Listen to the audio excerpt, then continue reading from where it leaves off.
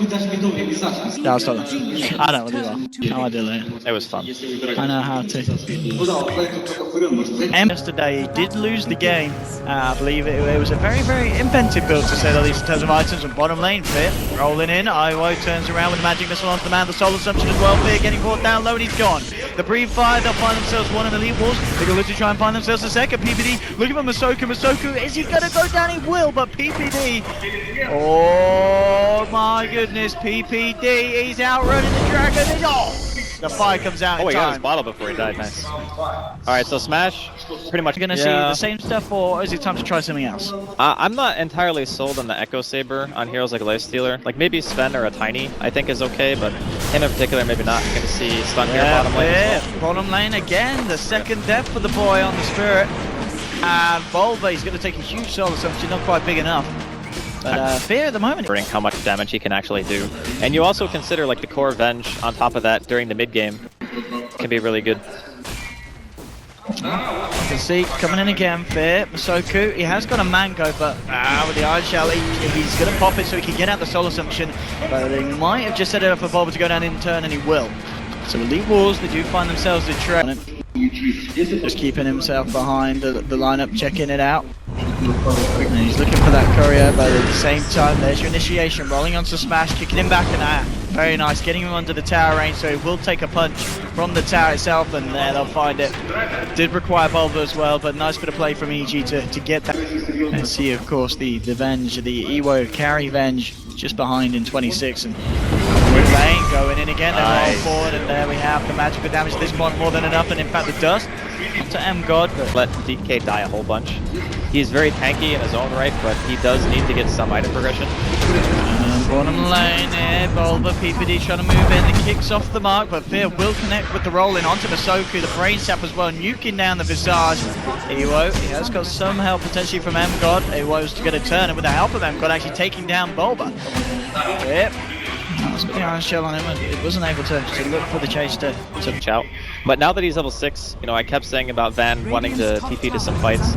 With the use of Nature's Wrath, he should be able to. Bottom lane, Fear again rolling in. He's going to find himself Ewo, and with the help of Bulba and the Iron Shell again.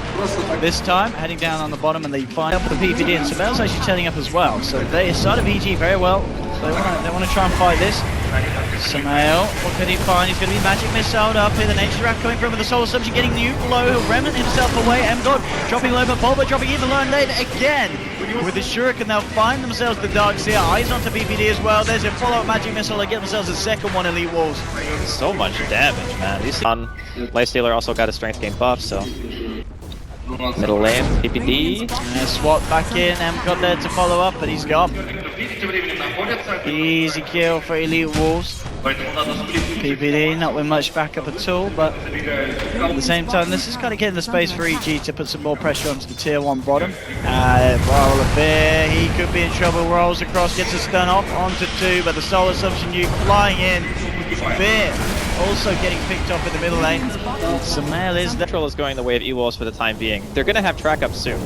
M-God's really close to level 6. Samael eyes onto Masoku, jumping in straight away with the backup from Maui, bursting out from the Infest.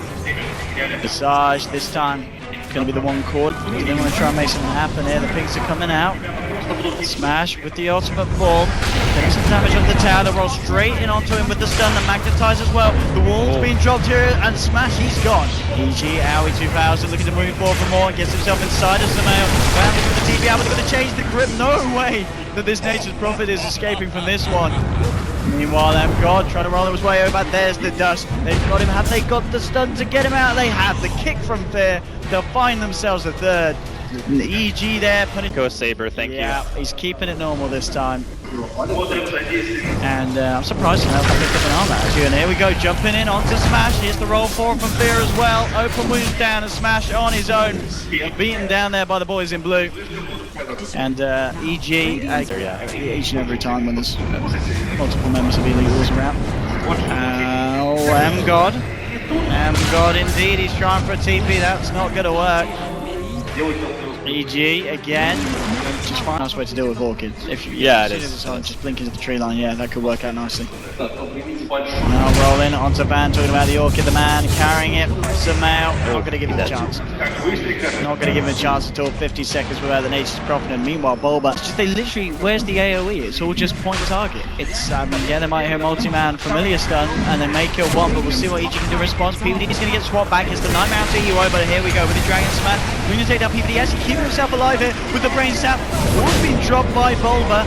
AKB coming out from Nero as he retreats himself down to the South Smash.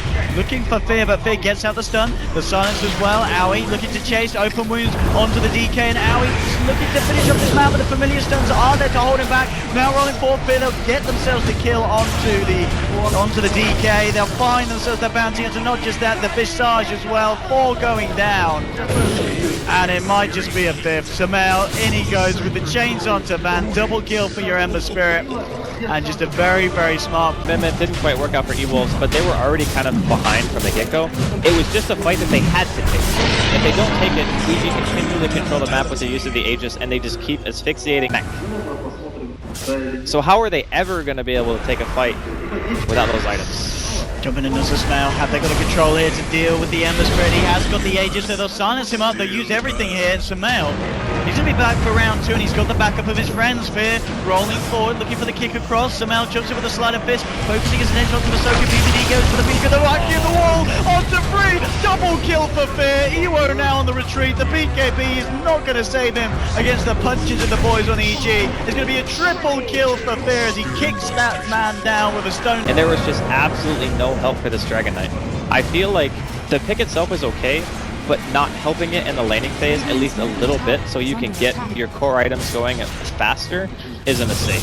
Because if you get DK that front line, Ember just destroys the poor little bounty. Are going to be the ones to take it.